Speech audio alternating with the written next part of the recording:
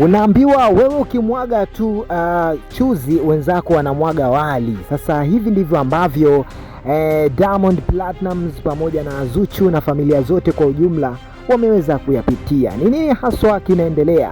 Hakuna kingine zaidi ya bifu hili ambalo linaonekana kabisa kwamba mwamba Simba Diamond Platnumz kwake pia maamuzi yamekuwa ni mazito. Hataki tena kuendelea kuwa na Zuchu. Kama Zuchu ameamua kugudua chungu jikoni, basi na yeye anazima na moto kabisa kwamba titi for tati, hakuna kitakachoendelea bwana. Mzozo wao ni mzozo ambao hakika umekuwa ni mzozo ambao haueleweki, hasa sababu kubwa zikidaiwa ni masuala mazima tu ya mahusiano kupungua kasi, wanawake wa pembeni na baadhi ya wanaume ambao pia wamekuwa wakijaribu kumtongoza Zuchu. Kitu hiki kimemfanya Diamond pia akasirishwe nacho. So Zuchu akisimama kama mwanamke ni mrembo kwelikweli na ni star.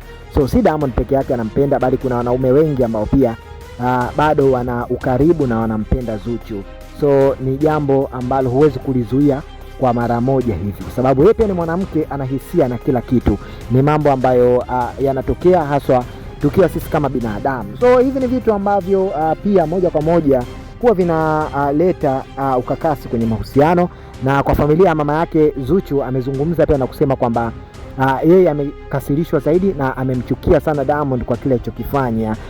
Kama mtoto wake pia amekuwa akimshauri na kuongea naye vyema. Amekuwa akimchukulia kwa picha kama anavyompenda Zuchu na yeye ni hivyo hivyo.